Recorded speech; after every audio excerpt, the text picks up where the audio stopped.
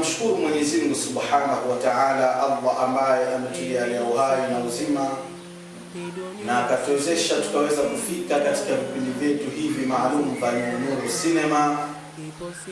Mwenyezi Mungu Subhanahu wa Ta'ala akatuwezesha tukaweza kufika katika mwezi mtukufu huu wa Ramadhani, na moja katika ibada kubwa katika ibada ambazo Mwenyezi Mungu amezifaradhisha kwa waja basi ni Ramadhani. Mwenyezi Mungu Subhanahu wa Ta'ala amesema katika Qur'an, shahru ramadhana alladhi unzila fihi alquran hudan linnasi wa bayyinatin min alhuda wal furqan. Mwezi huu wa Ramadhani ni mwezi ambao umeshuka Qur'ani, ubainifu kwa watu wale ambao wamemcha Mwenyezi Mungu Subhanahu wa Ta'ala, imekuja kuwaongoza na ilishushwa katika mwezi huu wa Ramadhani. Faman shahida minkum ash-shahra falyasum, basi yote atakayeona mwezi basi na afunge. Kwa hiyo naamini tumeingia katika mwezi ambao Mwenyezi Mungu ametubariki na tubariki katika hali mbalimbali na tuondoshee mabalaa mbalimbali. Kama nilivyowatajia na nilivyowaambia kwamba kuna kisa maalum ambacho kisa hichi ni ibra kwa mtu ambaye labda anapata matatizo ya kishetani, amepata matatizo ya kijini, labda anasumbuliwa na jini, labda anaishi na jini katika miaka tofauti, basi aweze kusikiliza kisa hichi, huenda akapata ibra maalum na akajua jinsi gani ya kujikinga kumlilia Mwenyezi Mungu Subhanahu wa Ta'ala katika dua, kwa sababu Allahu yasmaa wa yara, Mwenyezi Mungu anasikia na anaona. Mwenyezi Mungu anasema katika Qur'ani, wa idha sa'alaka ibadi anni fa inni qarib, wakikuuliza waja wangu kuhusu mimi waambie nipo karibu, ujibu da'wata da'i idha da'ani, mimi ninajibu maombi wakiniomba, sharti waniamini. Na katika kuomba kuna vitu viwili, unaweza ukawa unaomba lakini muamini, unafanya dua uamini, lakini kwamba ukiamini basi Mwenyezi Mungu ataweza kukujibu katika dua yako. Ni masiku katika masiku, sisi ambao tunafanya hizi tiba huwa tuna ofisi zetu au tuna maeneo yetu ambayo mtu anaweza akaja akaniona, huwa tumesajiliwa, tuna sehemu maalum za kuweza kuzungumza na watu. Na wakati mwingine hata mtu asipokuja ofisini, labda anaweza akaja kwako, kwa hiyo akaja kwa shida yake, labda akaja kwa tatizo lake, labda akakuelezea. Siku katika masiku nimekaa katika ofisi yangu, akaja binti mmoja miaka kwenye 27 26 kwa kukisia, sababu sikumuliza miaka yake, lakini alinitafuta kwa simu akaniambia, shekhe, na mtihani mkubwa, na mtihani huu sijawahi kumwambia mtu yoyote, hata wazazi wangu hawaelewi jambo hili, hata watu ninaoishi nao hawaelewi jambo hili, na kuomba shekhe, naweza kukutana na wewe maeneo gani nije nikuhadisie mkasa wangu, labda unaweza ukanisaidia, manake nimehangaika kwa kuhangaika, nimepita kwa waganga mbalimbali, nimehangaika katika maeneo tofauti, lakini bado mtihani ule unanifuata katika maisha yangu. Kwa hiyo nimekuwa na dhila kubwa kwa sababu ya haya ambayo nitakuja kueleza, labda unaweza kunipa ufumbuzi katika lile jambo ambalo limenisibu katika maisha yangu. Nikashtuka, nikamwambia, unaweza kuniambia kwenye simu? Akaniambia, hapana shekhe, lazima nije nikuone ili nikueleze mkasa wangu ambao umenipata. Ni binti, nitakuja kukufahamisha jinsi gani, na nimepata namba yako wapi, na nimehisi kwamba unaweza kunisaidia. Nikamwambia basi karibu. Kwa hiyo katika siku ambayo nimekaa ofisini akaja binti yule, lakini cha kushangaza kwamba wakati ameingia katika ofisi ile ulikuja upepo mkubwa mno, yaani ulitangulia ule upepo, alafu ule upepo mimi nikashangaa, na wale watu ambao wamekaa katika ile majlisi ya pale wakusubiri mimi wasikilize walishangaa kwamba umekuja upepo. Sasa ule upepo wakati umekuja na yeye yule binti ameingia, itabidi pale kuna utaratibu kwamba ukija pale kuniona mimi kuna utaratibu wake, inabidi akakaa akasubiri katika utaratibu wa kuniona mimi. Lakini wakati yupo pale katika lile eneo anataka kuniona mimi, basi yule binti alikuwa akitoka nje na kurudi, akitoka nje na kurudi, yaani kama kwamba kuna kitu kinachomfanya yule binti asikae katika ule mstari wa kuweza kuniona mimi. Na nikajaribu kuweza labda kwa sababu kuna mtu aliingia ndani akaniambia, shehe, kuna mtu kaja anataka kuwa, lakini tunahisi kama huyu mtu, unajua watu katika mazingira ambayo wamekaa kwa pamoja, wakiona mtu huyu mbona anahangaika kwa imani zao, labda Walaisi mtu kaja kuchezea au shehe, kuna mtu unaona hatumuelewi kaja kufanya nini, lakini kwa imani zao walihisi vile. Lakini kumbe yule alikuwa kuna kitu kinachomsababisha asikae katika eneo lile, kwa hiyo wala akawa anahangaika. Hasa kule kuhangaika kwake mpaka wale watu ambao wagonjwa na wale wahudumu wa pale wakati ya shaka labda yule ni mtu mbaya. Unajua binadamu sisi tuna dhana ambazo sizo. Mwenyezi Mungu anasema inna ba'dha dhanni ismun, kumdhania mtu dhana mbaya ni dhana mbaya. Kwa hiyo iliwajia hofu ile, wakasema huyu mtu mwema kweli, huyu binti bwana anatoka nje anaingia ndani, mara anataka kumuona shehe, mara ambara niondoke, hatumuelewi.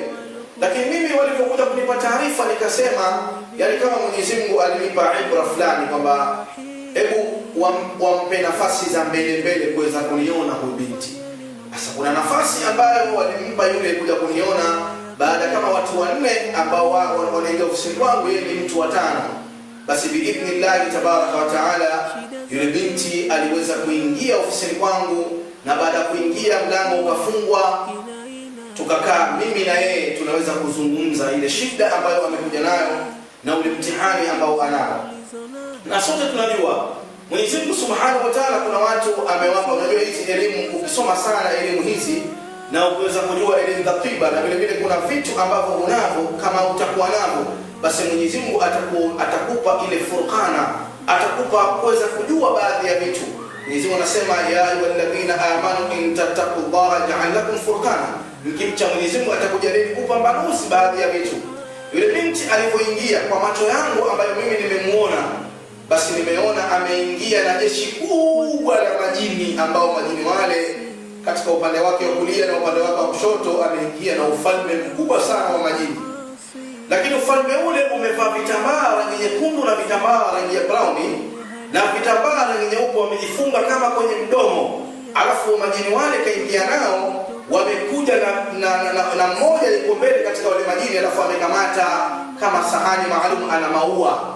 Nikizungumza maua, kuna maua yale ya wafalme ambao wafalme wa dahar wakitembea katika maeneo yao, basi maua fulani kama maua pazia jekundu linaekwa. Sasa huyu jini mdogo katika wale majini ambao nimeona baada ya kuingia yule binti alikuwa anamwaga yale maua, kwamba anapotembea yule binti anamwaga maua, yani kama ni watumishi ambao tutakuja kuona watumishi gani hapa. Nakwambia ni watumishi ambao anafatana nao, lakini hajijui katika maisha yake ambayo anayo. Nikamwambia karibu binti, akaweza kukaa katika kiti changu, kiti ambacho wanakaa wenziwe kama yeye ambao wanakuja kuniona. Akaniambia, Sheikh, nimekuja mimi ni binti fulani bin fulani, naishi maeneo fulani bin fulani, maisha yangu ni haya, nipe maisha yangu. Sheikh, mimi niliolewa, tangu niolewe na mwaka kadhaa takini utani, na mwaka ule nimeolewa ni kuna mtu ambaye alinikuta hivi, akanipa story kwamba siku moja katika masiku alikwenda katika maeneo kumtembelea ndugu yake, mmoja katika ndugu zake. Alipofika maeneo yale akaenda kumuona ndugu yake, akakaa katika ile nyumba. Wakati anarudi sasa, akafika maeneo, kulikuwa kuna maeneo fulani ambayo maeneo yale yako kama ni mto, lakini mto ule si mto mkubwa mno, lakini ni mto wa kawaida. Mbele kidogo akamkuta mtu kasimama, na mtu ule alisimama na gari. Hizi gari aina fulani, gari ambazo kwa thamani ni gari kubwa mno kwa kawaida, lakini kulikuwa kuna njia zinapita gari. Lakini gari ile aliyoona wale binti ni gari ya thamani mno, ni gari ambayo ya thamani ambayo kwa kawaida kwa mtu ambaye anamiliki gari ile basi utasema labda ni mtu ni mfanyabiashara ambaye anajiweza. Kwa hiyo huko kuna mto, lakini pembeni kuna njia zinapita gari. Basi pembeni akakuta imepaki gari, na gari ile baada ya kupaki akatoka kijana mmoja. Kijana huyo anasema nilipomuona mimi ni kijana wa kawaida tu, lakini umri ni miaka 25, miaka 24. Umri wake ulikuwa sio mkubwa sana, lakini ni kijana wa kawaida. Kwa hiyo mimi napita na yeye anapita. Lakini kupita kwake vipi? Kwamba yeye amepaki gari, lakini anapita njia ambayo mimi napita. Kwa hiyo amepaki gari pembeni, akawa anashuka kuja kunifuata mimi upande wa kulia, mimi ninakwenda upande wa kushoto. Sasa tukakutana. Alipokutana akaniambia, "Asalamu alaykum." "Wa alaykum salam." "Mimi naitwa fulani bin fulani." Kajitambulisha kwa jina la mtu ambaye kwa jina la kawaida, "Mimi fulani bin fulani, lakini nimekuja hapa, unaona nimepaki gari yangu pembeni, nimepotea. na kupotea kwangu kwamba kuna sehemu na kwenda, kuna nyumba fulani na kwenda, lakini mimi si mwenyeji wa hapa. Kwa hiyo nahitaji msaada wako, kama wewe ni mwenyeji wa hapa uende kunisaidia na kwenda na mtafuta bwana fulani bin fulani, bwana huyu ameniagiza nifike hapa, kuna vitu hivi nimekuja kumletea, kama tumepanga mipango fulani fulani. Ile mipango hakuweza kuisikiliza sana kwa sababu ni mtu kakutana naye hawezi kumjua. Akamwambia mimi hapa ni mgeni, nimekuja tu katika kumtembelea ndugu yangu, kwa hiyo sina wenyeji wa hapa, labda nikusaidie tu kwamba nichukue namba ya simu nimpigie ndugu yangu nimuulizie huyo bwana, kwa sababu yeye ni mwenyeji wa hapa, labda bwana huyo atakuwa anamfahamu. Akamwambia basi inshallah biidhnillah tabaraka wa taala, naomba umpigie alafu mimi niweze kujua kwamba huyo mtu labda namweza kumpata katika aina gani. Akampigia yule mtu. Baada ya kumpigia yule mtu akamwambia huyo bwana mbona tunamfahamu, ni maarufu, anajulikana sana, kwa hiyo huyo mtu mwambie aende aende maeneo fulani, akifika maeneo fulani apite sehemu fulani ataweza kumpata huyo bwana. Akamwambia sawa, kwa hiyo unanipeleka ama niende mimi mwenyewe? Akamwambia hapana, nimeambiwa kufahamisha, lakini mimi nitakachofanya kwa vile mimi naelekea, sifikii maeneo haya, lakini naelekea huko kwa sababu nakwenda kupanda daladala. Kwa hiyo labda nikupeleke katika maeneo fulani, alafu hapo utaulizia kwa mujibu alivyonifahamisha yule ndugu yangu ambaye nimekwenda kule kumtembelea. Basi akamwambia twende, mimi nitakuacha hapo, alafu mimi nitakwenda katika maeneo ya yule bwana kukutana naye ili kumalizana katika lile jambo ambalo mimi nimemtafuta. Yule binti akaingia ndani ya ile gari. Baada ya kuingia ndani ya ile gari akamwona ni binadamu wa kawaida, lakini kumbe hakujua kwamba yule ni jini katika majini wale wanaitwa majini bahar. Lakini huyu jini bahar alikuwa ni mfalme katika wafalme, alikuja katika dunia kutafuta binti aweze kuishi naye katika ufalme wake, lakini hakujua maskini yule binti kwamba ameingia katika himaya ya shetani bahari, hakujua. Basi akampeleka katika lile eneo, akamwacha, akamwambia hapa ndio mwisho, kwa hiyo inshallah muulizie huyu bwana, tutaonana. Basi yule binti akarudi katika safari yake, akaelekea nyumbani kwake, na yule mtu akaelekea nyumbani kwake. Sasa amerudi nyumbani, amefika nyumbani vizuri. Siku ile amelala usiku.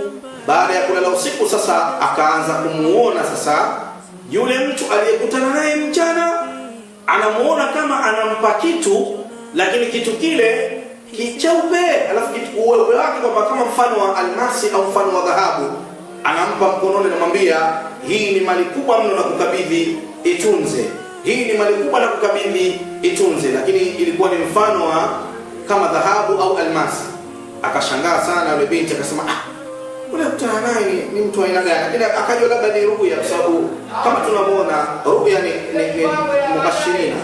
Ruya ni ndoto zinazotoa bishara, kama alivyosema Mtume kwamba utume umemalizika, lakini wabaki al-mubashirat, wabaki watu wana bishara. Kwa hiyo alikuwa hana, ni mtoto, ni binti mdogo kipindi hicho, wala hakuwa na imani kwamba ile ndoto labda ina maana fulani. Hakujua kwamba ukiota hivi basi kuna bishara katika maisha yako inakuja. Akayaacha. Kwa hiyo akawa tena hana habari na yule jamaa, na yule jamaa ikakaa kama wiki tatu kwamba hakujitokeza tena katika mazingira yale mazingira ya kukutana yule binti, na yule binti ile ndoto ikaondoka. Basi yule binti akawa anafanya katika shughuli zake za kawaida, kama shughuli ambazo mtu anazifanya katika hali ya kawaida. Sasa ikafika kipindi yule binti akataka kuposwa, na katika ndoa hii ya kuposwa kwamba alikuja mtu yule akasema mimi nimependezwa kuweza kumuoa binti yenu. Basi na yule binti akaambia bwana, kuna mtu amekuja hapa fulani anajulikana, kwa hiyo inshallah tuingie katika ndoa.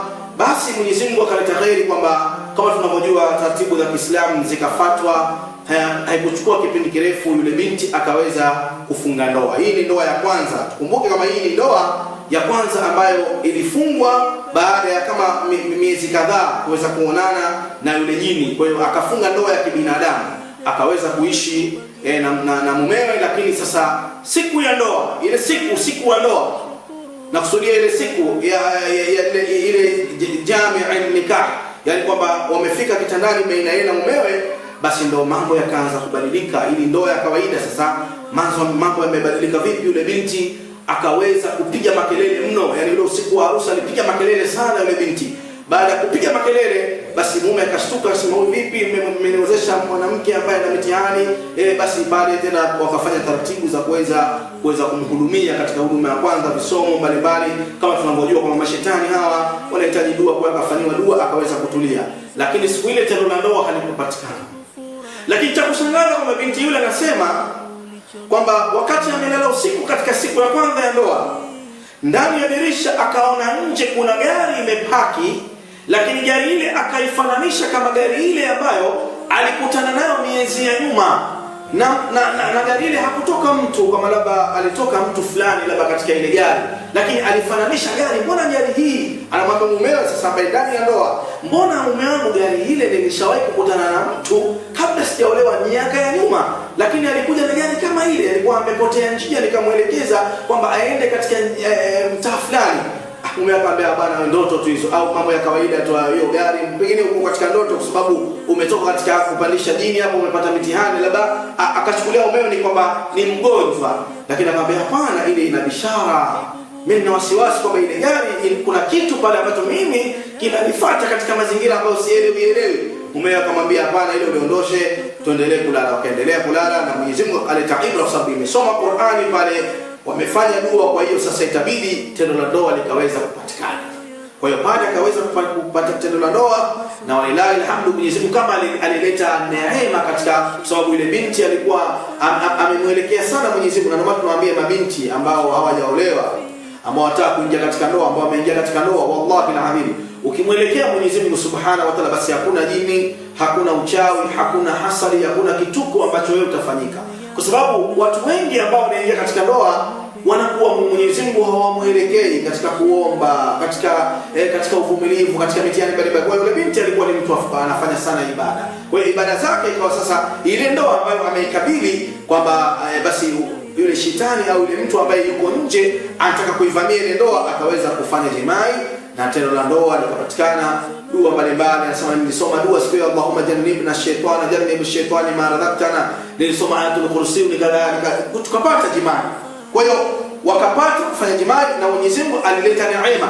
Ndani ya miezi mitatu yule binti akashika ujauzito.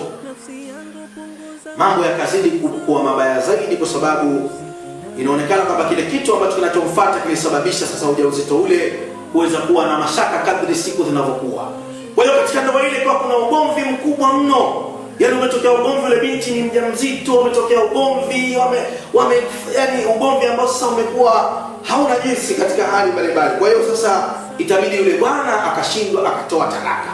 Yule mtu ambaye kamuoa akamtolea talaka yule, na alitoa talaka yule binti hali ya kuwa alikuwa yuko katika miezi, mfano kama miezi 6 mpaka 7. Na nimepata talaka mimi niko miezi 6 na mimba gani sijazaa, sijifungua, nikapata talaka. Lakini alipotoka katika ile ndoa, angalia sasa uadui ambao unakuja kumfuata, kuja kuona alipotoka katika ndoa tu, basi akakaa miezi kadhaa, akaweza kujifungua mtoto wa kwanza ambaye akamwita Abdul Nasir.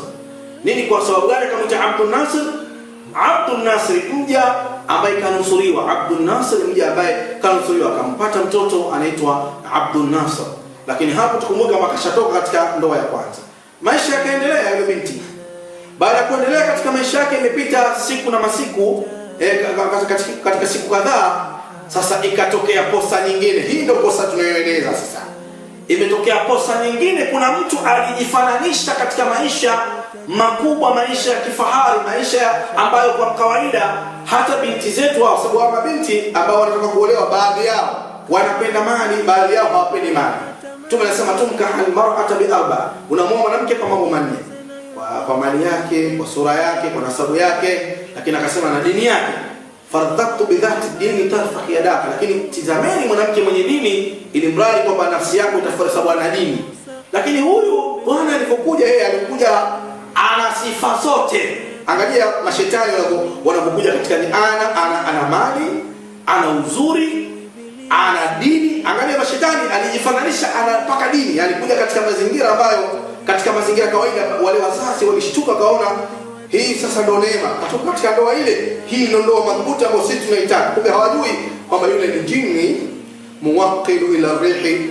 Kwa hiyo akaja katika ile ndoa, na alikuja katika sura angalia sura ya mtu ambaye anajulikana katika mtaa fulani, lakini cha kushangaza kwamba alikuja katika ule mtaa au alikuja katika ile nyumba ya wale wazazi wa binti, alikuja na wazee ambao wanasema kwamba sisi ndio huyu mtoto wetu, na mtoto wetu sisi amempenda binti yenu, alimuona, na hakusema kwamba labda alimuona maeneo fulani, walikutana kule, kwa sababu yule tukumbuke huyu ni jini. Kwa hiyo alikuja alimuona tu sehemu njiani, katumia njia nyingine.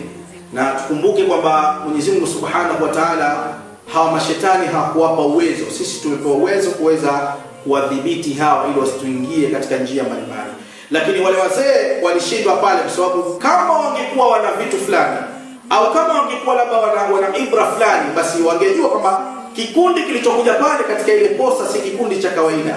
Kwa sababu hata Ibn Taymiyyah anasema katika wiqayatu shayatin fi ilaj was-sihr kwamba inna jinni la yaqdir, kama majini hawana qadari, hata salihina, hata wale majini wema hawana kudura zaidi ya mwanadamu. Mwenyezi Mungu anasema laqad qarramna bani adam, tumemtukuza mwanadamu, hamalnahu fil barri wal bahri, tukambeba katika bahari, warazaqnahum min at-tayyibati wa faddalnahum ala kathirin mimman khalaqna tafdila. Kwa hiyo tukaweza hawakuweza kuwagundua ile familia kama ni familia ya kijini. Lakini kwa mfano mimi unapokuja kwangu, mimi najua jini akija, najua, na mtu anapokuja labda na jini amefatana naye, najua kuna bishara zangu naweza kuona. Labda kuna mtu labda na matatizo ya kishetani, basi kuna vitu naweza kujua.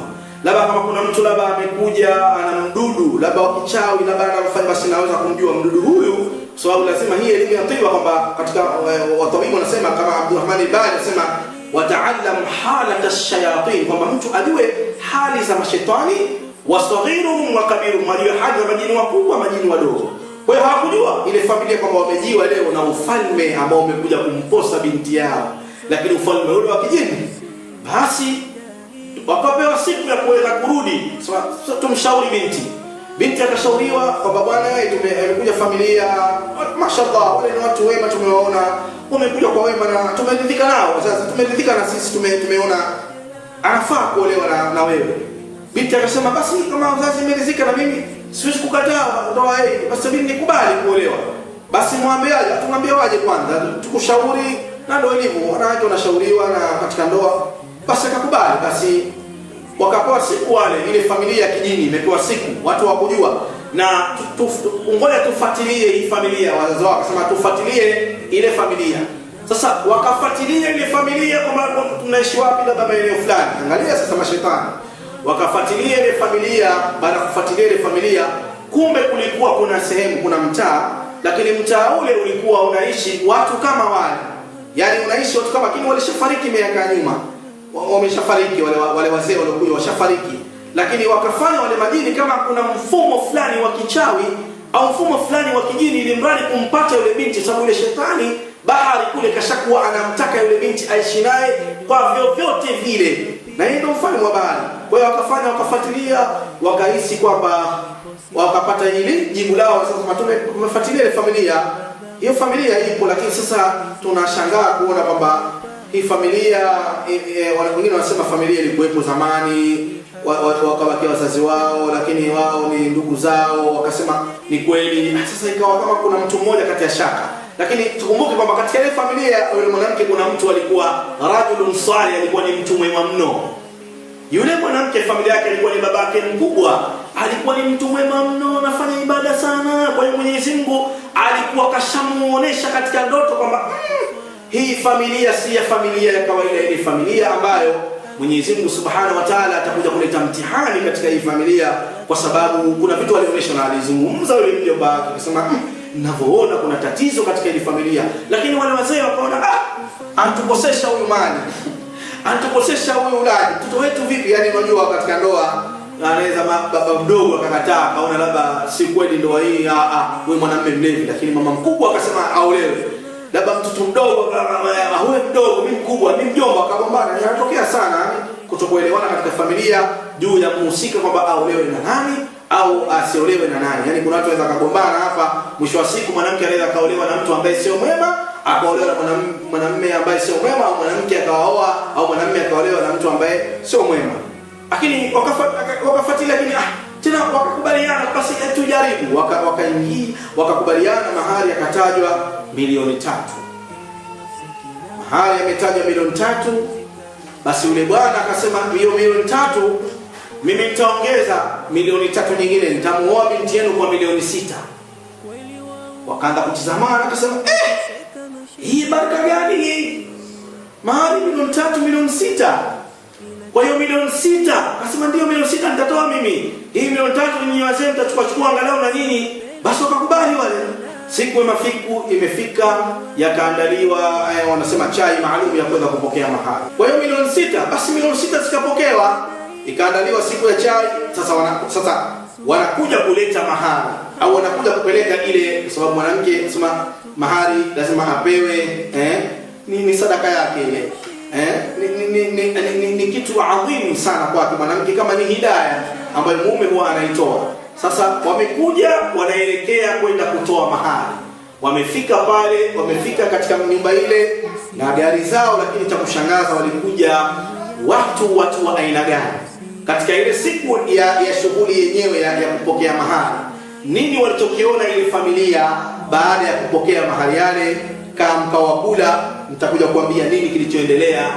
Wassalamu alaikum warahmatullahi wabarakatuh. Tupia mbali shida zote we ulizonazo, hebu furahi.